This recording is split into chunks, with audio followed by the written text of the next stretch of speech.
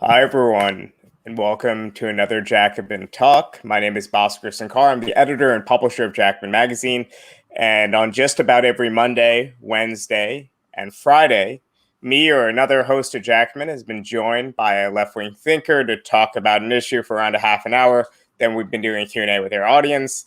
I know many of you have been coming back and watching these, so you already know the usual spiel.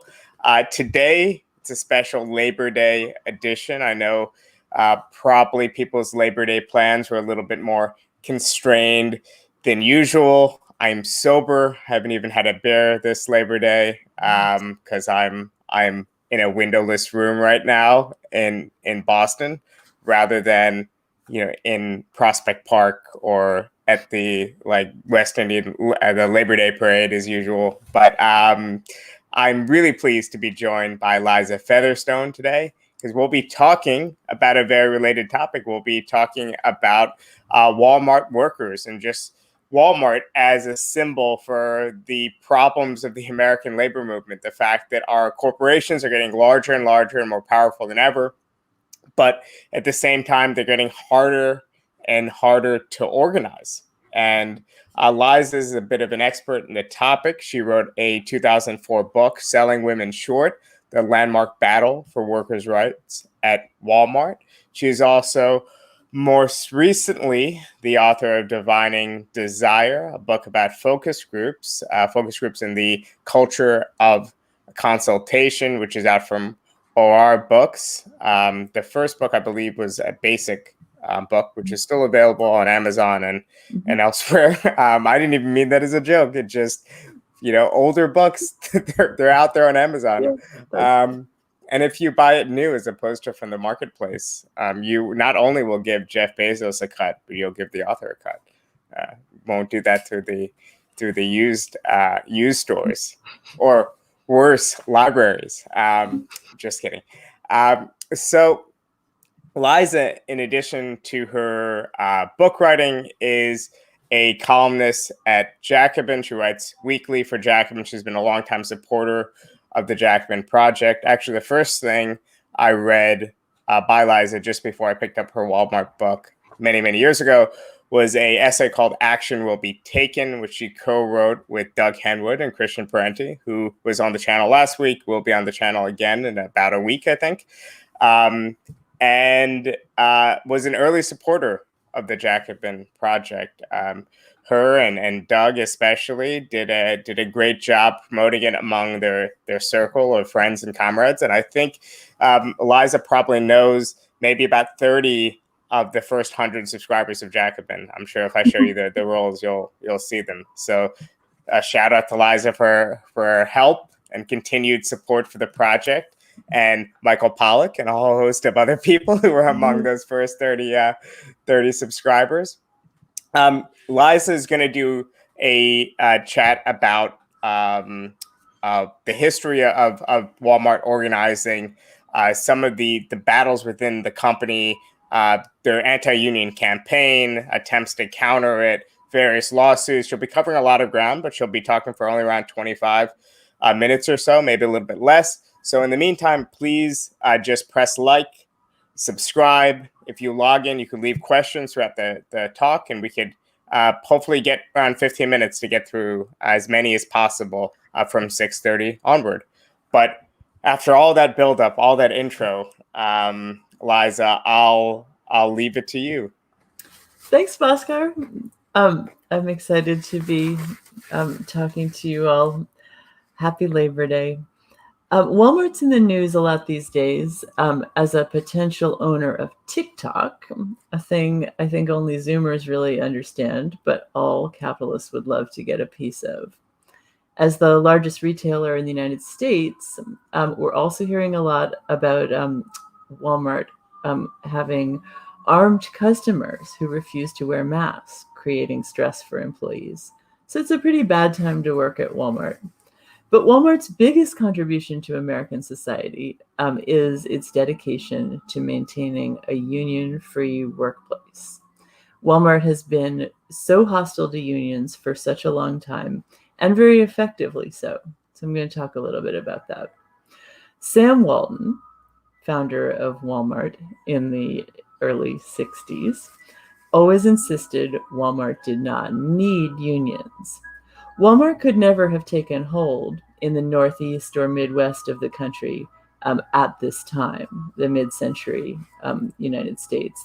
In those areas, organized labor was very strong.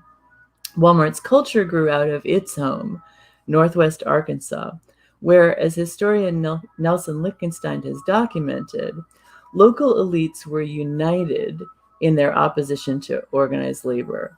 They were very spooked by the biracial organizing of Southern Tenant Farmers Union in the 30s. So the plantation-owning class and its corporate allies at this time made sure that Arkansas became the first right-to-work state in 1944. That means that union shop contracts were illegal. And Bethany Morton, a business historian, has chronicled in an incredible book called To Serve God and Walmart, which you should really read if you are interested in this. She has described how the company also benefited from a very patriarchal and paternalistic local culture.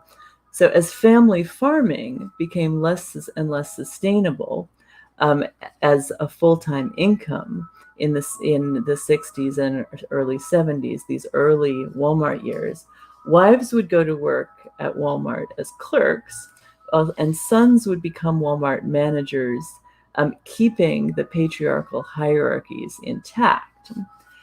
Of course, this patriarchal plantation setup was challenged as Walmart moved into markets beyond Northwest Arkansas and in places where workers required more than simply a pittance as a supplement to a subsistence farming lifestyle. The lawyers who defended Walmart from unions in its early years in cities like St. Louis were pioneers in the union-busting industry, which in that time was new as a legal field. I mean, union busting, of course, is not new, and we know that the history of American capitalism is about often murderous opposition to union organizing. But as a legal field that somebody would put on a suit to do and figure out how to do legally, it was relatively new in this period, and Walmart was a real testing ground for these people. These men helped Sam Walton develop relentless tactics of surveillance, firing workers whenever possibly legal, but also carrots. So they developed profit sharing as an idea too. And this was an ideological advance for capitalists in the class struggle. As again, Nelson Lichtenstein has pointed out, it helped to justify workers' exploitation as a benefit to themselves. So, you may be working hard for low wages, but we are all building this company together, and you're going to see it pay off. Walmart culture is famous. So, for example, the annual shareholders meeting, which, as you can see, is a very raucous and enthusiastic event, is an enormous pep rally of thousands in a stadium at the University of Arkansas. And the message there is not only are the workers all family, but they are all very invested in the workers. They're all very invested in the company. Of course, it is much cheaper to give workers a few shares in the company than to pay them good wages and benefits, especially when the turnover is so high that most of them will never see this profit. In the 1970s, there was a lot of effort by the Teamsters to organize Walmart truckers and workers at distribution centers. This was defeated by a massive propaganda campaign, again by these anti-union consultants that were testing their new field on Walmart, against a massive propaganda campaign against Teamster corruption and violence. Unfortunately, low-hanging fruit for this relatively young industry of anti-union consultants. Still, Walmart mostly avoided large cities for union-avoiding reasons until the late 80s and 90s. After Ronald Reagan broke the air traffic controllers' strike, unions were substantially weakened. And so they felt more emboldened to expand into what had previously been union territory. The consequences are, it's always, this may be a particularly bad time to work at Walmart with COVID-19 and with armed customers refusing masks. Very stressful, but it is always a bad time to be a Walmart employee. The wages are low. And there is rampant sex discrimination, as I wrote about in Selling Women Short, which chronicles Betty Dukes versus Walmart stores. Betty Dukes was a Walmart greeter. She's pictured there in that black and white shirt in the corner in the right. And that's a protest in front of the Supreme Court with people from the American Association of University Women, American Association of University of Women, and other feminist and labor allies joined Betty that day.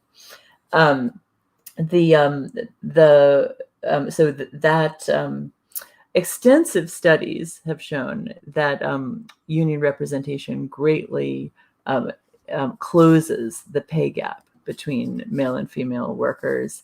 It gives the women workers a lot more bargaining power. One of the many reasons that sex discrimination persists at Walmart is that they have never had that union representation. There are a lot of other consequences to it. Inconsistent hours. Workers never know what their schedules are going to be, which makes it hard for workers to plan their lives, but it also really creates the kind of precarity and fear that is such a barrier to union organizing. People just constantly feel that their manager could leave them off the schedule and then they wouldn't be able to pay their bills for that week. All of this matters a lot because Walmart is the largest private employer in the US. So what I've just described is the work experience of 1.5 million people, 1% of our nation's working population. But even more significantly, Walmart's anti-unionism establishes the playing field on which other retailers must compete in the United States. There's nothing inherent to the retail industry that makes it hard to organize or that justifies the workers' poor treatment. It is true that retail is not as productive or as profitable as manufacturing industry, which in many places Walmart has replaced as a major employer in much of the country. But there's still no reason that the jobs have to be like this. Unionized grocery workers in the Northeast, Midwest, and California. For years, United Food and Commercial Workers had a lot of success organizing employees of chain supermarkets the last century. They didn't make up for the loss of manufacturing jobs in those areas to the working class, but they did allow what in anti-working class America is often called a middle class life, but what we as socialists should call a comfortable or prosperous working class life, because we know there is no contradiction there, right? That the working class deserves all the comforts of the middle class, and you shouldn't have to claim those things only for the middle class. Walmart entered the supermarket business, and these more and when it entered the supermarket business and these more urban markets, it was a huge threat to the unionized grocery stores, and therefore at that point, the United Food and Commercial Workers really tried to organize Walmart's in-store workers, but faced a hostile Bush administration which the Bush administration replaced the labor board liberal who was occupying that office just as he was about to impose a nationwide penalty on Walmart that could have really set a precedent. And the nimble company, even more so, did things like, for example, when a meat department in Jacksonville, Texas, voted to unionize, the Walmart decided to eliminate all meat cutting from its operations. So that was how determined Walmart was, and the sort of tactics that they would take, even just to avoid a small number of employees in one department being part of a union. They would be willing to change their entire operations to keep out the union. In addition to firing workers and outsmarting the National Labor Relations Board in this way, Walmart also pioneered labor tactics that have now become extremely common. For example, showing everyone an anti-union video when they're hired, and I think we have one to show. I'm glad I could help. That's one of the things I enjoy about this job, the way Walmart associates can really make a difference in someone's day. I also love that the people in this store are like a second family to me. We really pull together to take care of our customers and each other. It's not just a place to get a paycheck. You've made a great choice to work for Walmart, and we're glad you're here. But the reality is, you're not the only one looking to get your foot in the door at Walmart. Now, you might have heard stories on the news, read about it in the paper, or seen it on the internet, but labor unions are really interested in Walmart and have spent millions of dollars specifically focused on us. Now, I think you know by now that our company prefers to have open and direct communication with our associates. We don't think that a labor union is necessary here, and because our associates have said time after time that they don't want a union, we usually don't spend a lot of time talking about them. But as a new member of our team, we do think you need to know this. In recent years, union organizers have spent a lot of time, effort, and money trying to convince Walmart associates to join a union, all without any success. Now, while they've been trying to convince associates to join their union, at the same time, they've been spending big money trying to hurt our business. And they've been telling customers not to shop in our stores and clubs. I don't get it. How would it make sense for associates to join any union that wants to damage our reputation and drive business away from our doors so associates don't get hours? It just doesn't make sense. Funny thing is, I always thought unions were kind of like clubs, you know, or charities that were out to help workers, right? Well, I found out that wasn't exactly the case. The truth is, unions are businesses, multi-million-dollar businesses that make their money by convincing people like you and me to give them a part of our paychecks. So you have to wonder, are they really just interested in the welfare of Walmart associates, or is there something more at stake?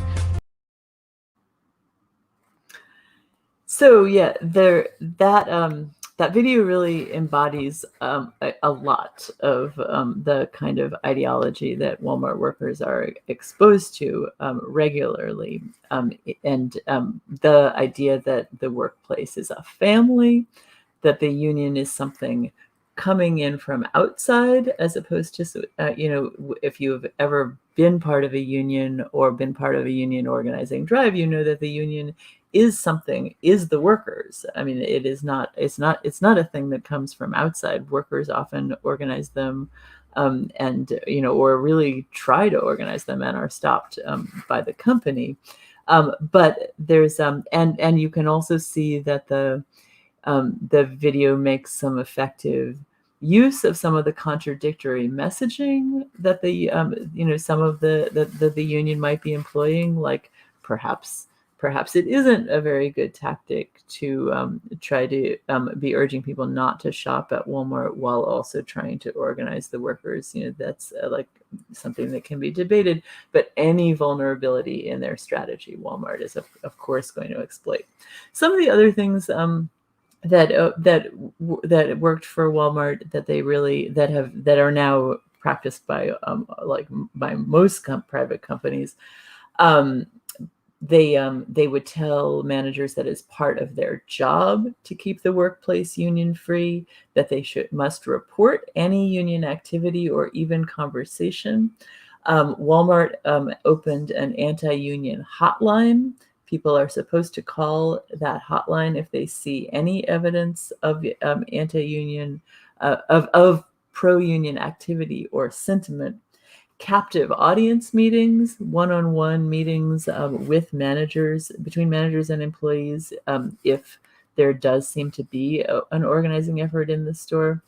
In the 1990s, managers became so zealous by all of these efforts at convincing them that it was their job. They so believed that it was their job and became so zealous that Walmart then had to train them to be more legal and dial it back a little bit, because they were constantly attracting National Labor Board relations complaints and creating bad publicity for the company.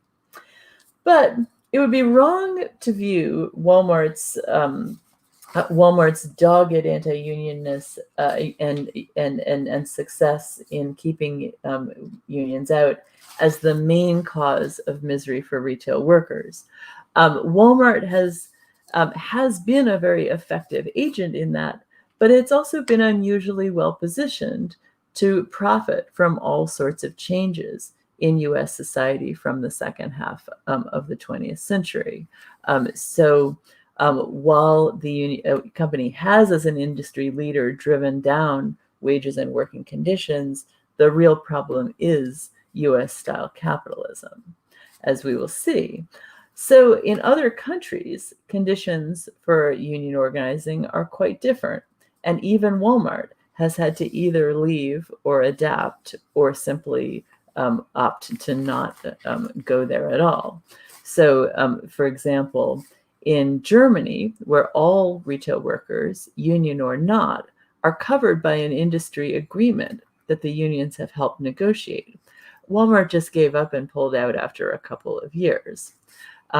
Even today, with Walmart operating in 27 different countries, some two-thirds are still in the United States, because we are really the most one of the most hospitable cultures to this kind of authoritarian workplace culture. In Nordic countries, where labor protections are strongest, where workers are most free to form their own associations, Walmart still does not have a single store in any of the Nordic countries. Its business model just isn't possible in a political context so different from our own. I don't think that traditional ways of organizing Walmart will ever work in the United States. It used to be very common on the left and in the labor movement to blame Walmart's problems on the labor movement's lack of commitment to organizing the unorganized. And I used to think this myself, but actually it has been tried a lot.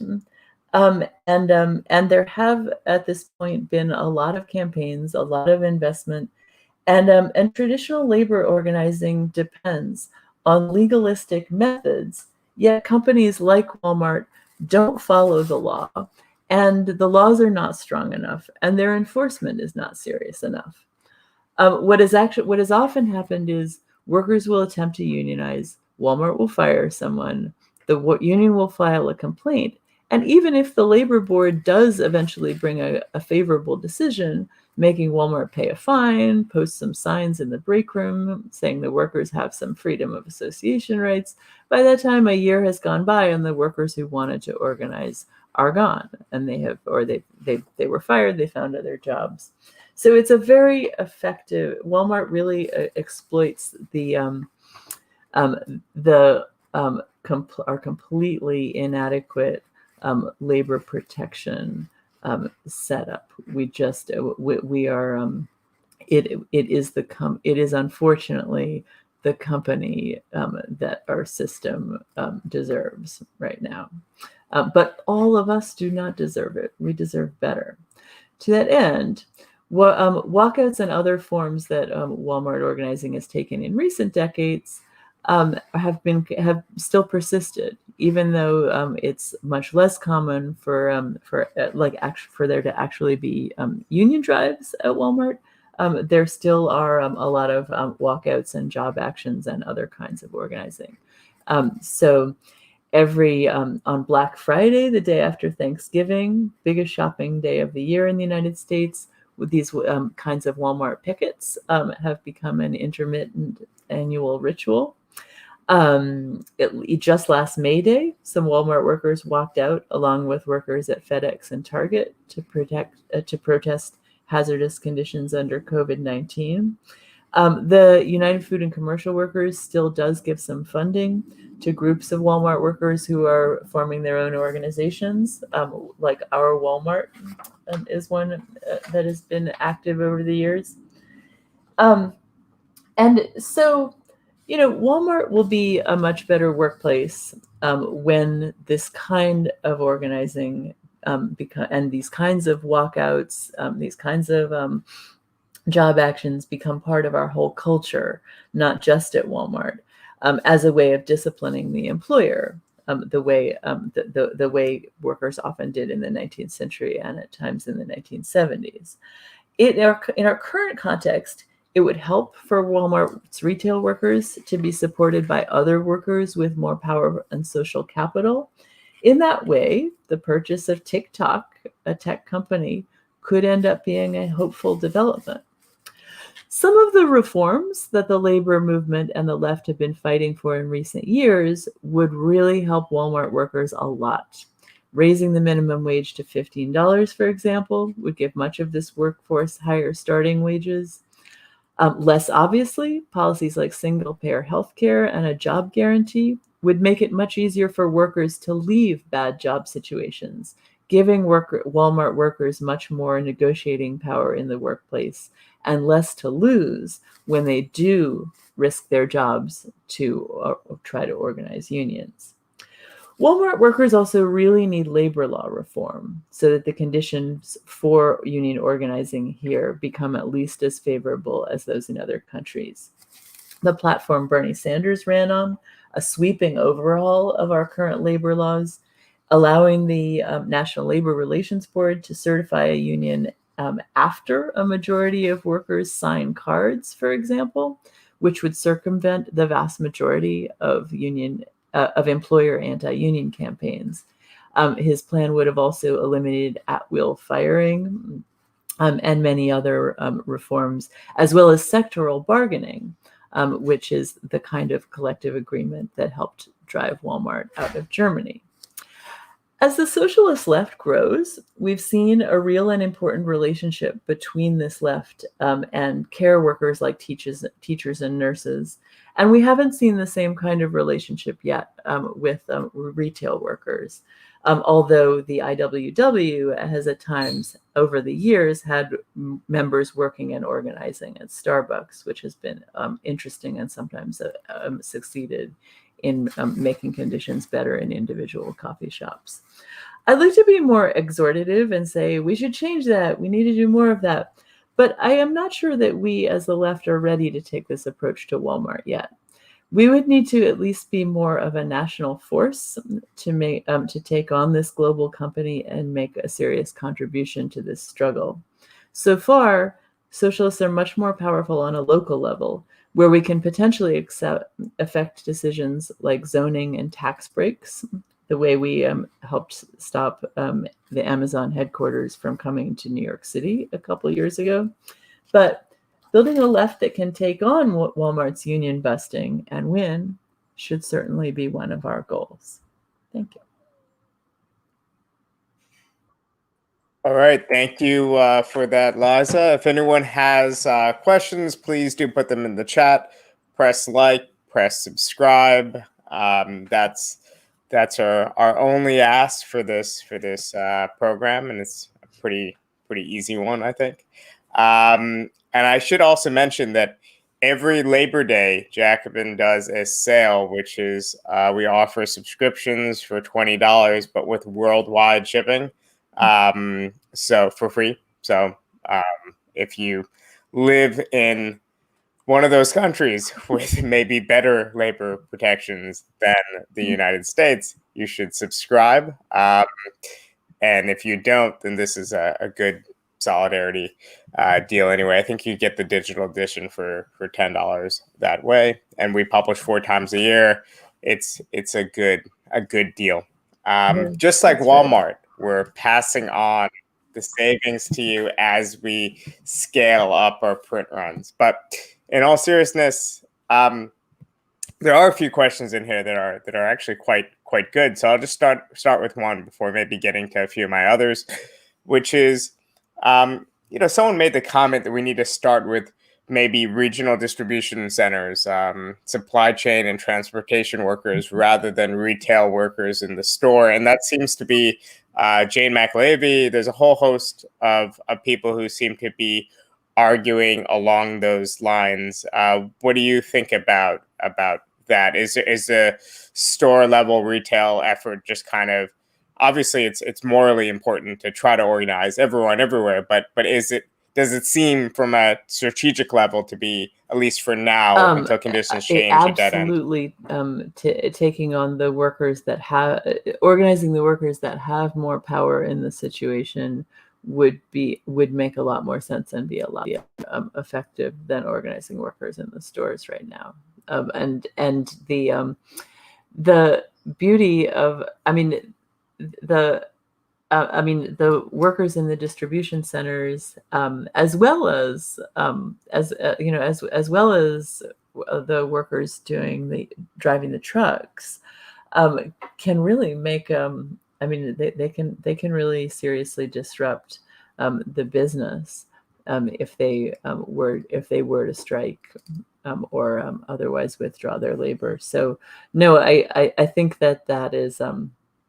I think that's certainly true, and the last time that was really a serious effort at Walmart again was the Teamsters did try, and at that time the Teamsters had so much corruption and baggage that Walmart was able to. What year was this? Was this before the 70s? Yeah. Oh, the 70s. So before we had the Teamsters. The left had the Teamsters for a little bit there in the 90s. There were a more complicated story about what happened there. There was there was a reform effort of the Teamsters in the 90s that was in many ways successful, and they actually did do a little bit of Walmart organizing then that didn't work that much better than anybody else's, but yes, the conditions for the retail workers are so terrible and attract so much attention, rightly. But it is absolutely true that the logistics workers would have a lot more leverage. So when you talk about the need to focus, at least as it relates to companies like Walmart, about exerting leverage on the local level, that brings up the obvious point that even though the left is still institutionally weak, even though its level of embeddedness in the labor movement more generally is pretty uneven. Like I would say the left has a bit of a foothold in teacher unions and nurses unions and even in among postal workers and others, but not in other sectors. So obviously we use our leverage where we can, and these local campaigns, like you mentioned, have been successful. But it seems to me that the other direction when you're confronting these kind of defeats is to think nationally. Like, for example, Bernie Sanders, his campaign obviously failed, but you could imagine even a lesser than Sanders left liberal campaign getting into office, making it easier to unionize, friendly appointments to the NLRB, and whatever else kind of being. So in other words, we're not necessarily saying that Walmart workers don't urgently need a union. Everybody needs a union. We want 99% coverage. It's just that we can accomplish some real tangible things for them before they get a majority at Walmart stores. So you can imagine a scenario where 30-40% of Walmart workers at a location want to be part of a union, are connected to a broader political effort, and are delivering real gains through their association with this effort, through the fight for $15 minimum wage at the legislative, not the shop floor, the fight for universal health care, and so on and so on. Absolutely. Yeah. Each one of those things that you mentioned would give Walmart workers much more leverage. I mean, it would improve their lives like it would improve all of our lives, but would also give them far more power to take on Walmart in a union campaign. So I'm going to ask you a question that I don't want to date you, but no, I'm old. we often joke, and we have events too that you're from a generation that doesn't really exist in the left, because that's true. We have a bunch of people in their 20s or early 30s, and then we have a bunch of people who were veterans of the New Left, or kind of part of that brief upsurge in the early 70s too. We don't have a lot of people who came into their political own in the 90s, you know. That's true. So no, I'm a little there are a few of us, and we all know each other. Yeah. So it seems to me that the left is getting better as it relates to these things, and maybe it just might be a consolation that I say to myself when I'm frustrated at a lot of the contemporary American left. But it seems that even though there's not been much progress, let's say, organizing Walmart workers, there seems to be a return of a welcome emphasis on organized labor. Is that sound right? Like, I'm just thinking about your book and like the reception that the time you spent in the early 2000s writing it, and even before that being interested in these things in the late 90s, compared to what's going on now, if you care to kind of contrast. No, I agree with that completely. I will say, to be fair to the 90s and early 2000s, there was a small but very lively left that was engaged in labor issues, and that was that had relationships with workers, and was also very anti-capitalist in a sort of vague way. There was a student labor solidarity movement. I actually wrote about it in a little book called Students Against Sweatshops, which I co-authored with a group of anti-sweatshop activists. And that was in the late 90s, early 2000s. And it was part of the movement against what might be called unregulated global capitalism, which is also sometimes shorthanded as Seattle for the anti-WTO protests in Seattle in 1999, which really did create quite an upsurge of protest. So, to be fair to the time that I wrote this, that was some of the context. Now, there was there wasn't much successful organizing going on of Walmart, because there, as I've just explained, there really has never been that much success in organizing Walmart in the United States. But the left was not in a complete labor wilderness then.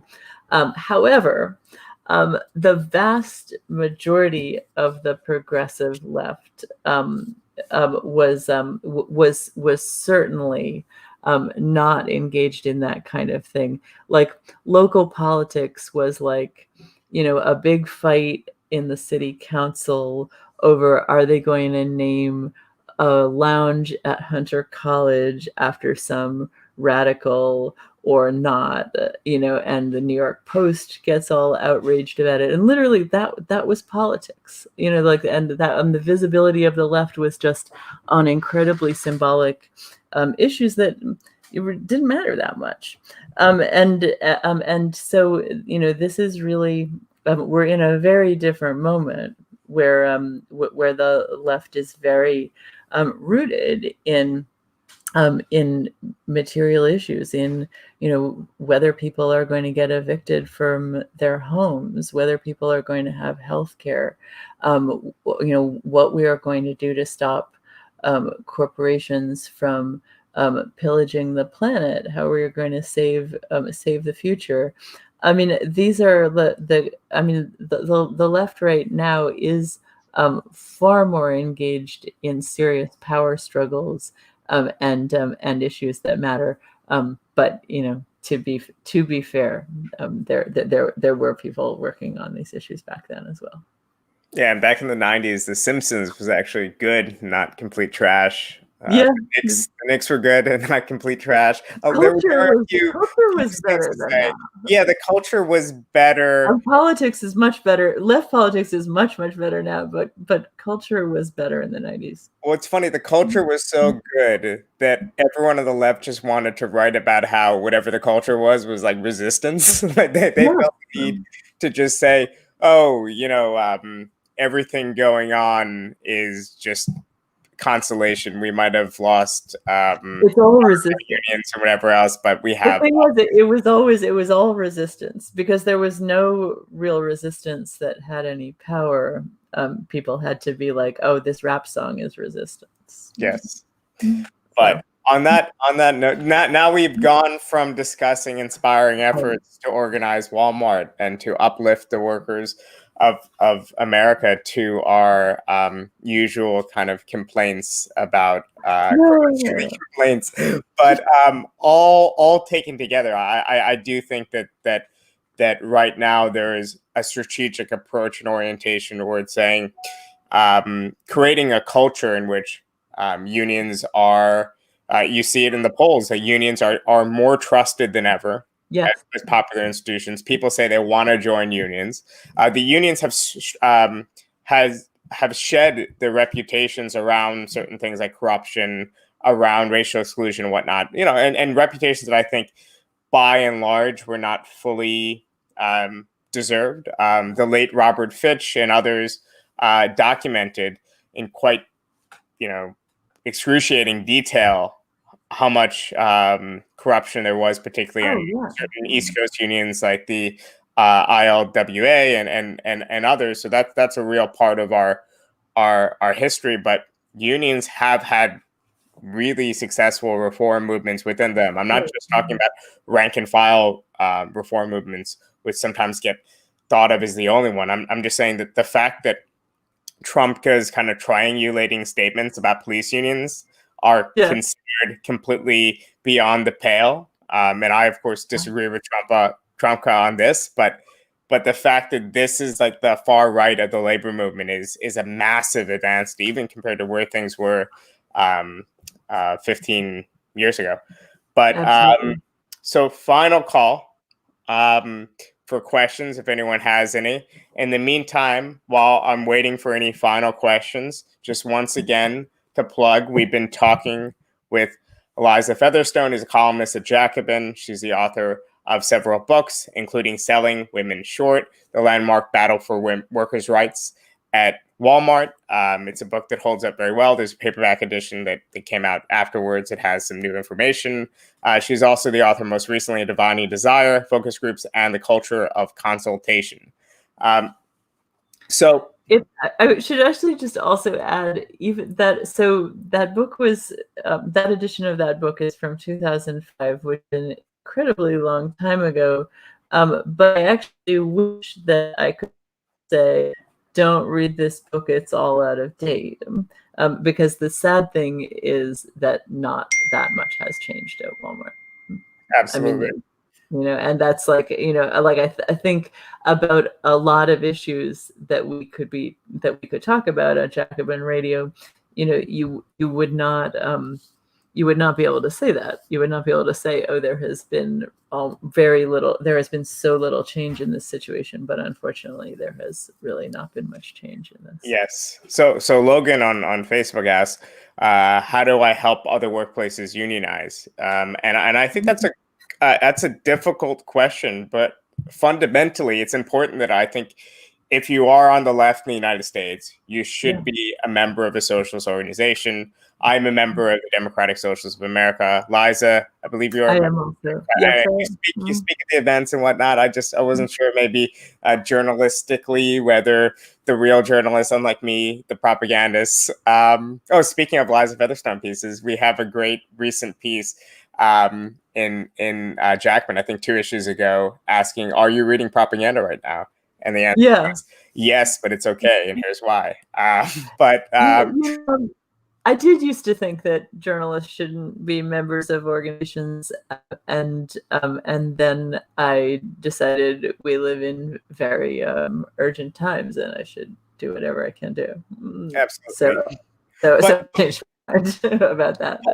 But in other words, being part of a socialist organization, being able to join a labor working group and whatnot is a great hub for you to meet people who are unionized at other workplaces or people organizing in drives. It's also a resource for labor organizers who might not necessarily be socialists, but might need help. Show up at a solidarity picket. I know a lot of us in New York City were at Verizon solidarity pickets. We were supporting preparations for a potential UFT strike and so on. So I think that's the key thing.